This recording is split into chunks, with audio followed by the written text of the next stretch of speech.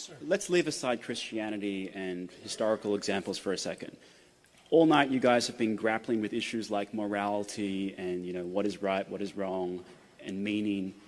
But my question is simply, why are you so afraid of subjective moral reasoning? I mean, do you think that we're all just going to start raping and pillaging just because we don't have a book to tell us what to do? I mean, are you afraid of that? Like, I'm not, because that's not going to happen. And that, Nazis were bad, but there were Christian Nazis and there were atheist Nazis. So I don't see, what are you so afraid of? Do you lock your door at night? Yeah. Sure.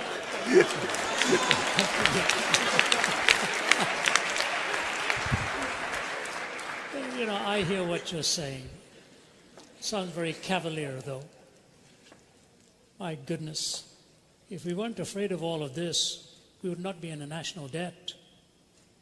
The billions... China is secular. Sorry? China is secular. Sorry? China is secular. That's right. What does that mean? I mean, they're not raping and pillaging, and neither are we. Oh my, oh my, oh my, oh my. Oh my. Have you read what happened during the Red Guards Rebellion? Have you read what happened during the Boxer Rebellion? Do you know who has killed more people in the 20th century than China and Russia? 60 million apiece? Wow. It makes the Holocaust seem tame. The 20th century became the bloodiest century in history. And the reason it became the bloodiest century in history, I can see, is you could just see the weapons of our warfare were piling up and there was no guiding principle to take us anywhere. Now, in a perfect world, yes, we don't need to be afraid. Have you seen what happens in our courts of law, where people supposedly love each other and all that comes about in hate and vitriol and damage?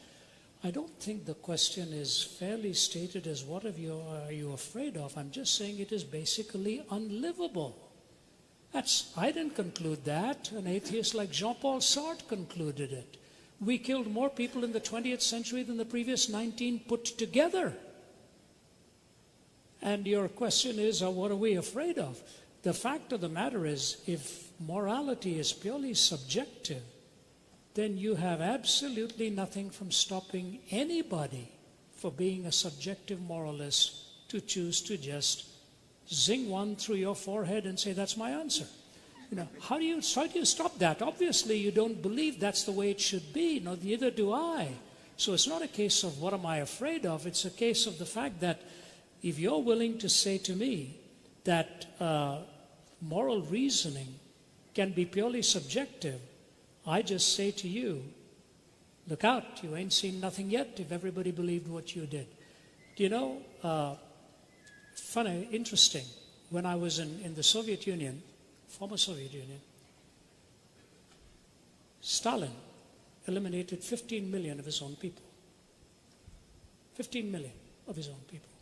And at the Center for Geopolitical Strategy, they didn't want to even name his name and so on.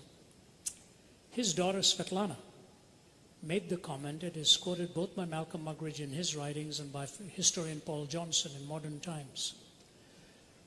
Svetlana was standing by the bedside of her father before he died. She said the last thing he did was clench his fist toward the heavens one more time, put his head back on the pillow, and he was gone. This is his daughter raising the question, whatever got into my father to have that kind of hatred and hostility? And when 15 million were killed of his own people, it is interesting that the faculty members and the general who chatted with me there, my wife will tell you, sat around the table with tears in his eyes when he watched what had been done to his own country by his own leadership. So subjective morality would be very good if we all wanted to be nice people and live around each other without any fear of each other. But the reason you lock your doors, and the reason we have our police, and the reason we have our military, and the reason we have our law courts is because when subjective morality becomes totally subjectivized, this is what happens in society. So it's a great idea, but I hope nobody absorbs it. Thank you. We go on to the next one there. Thank you.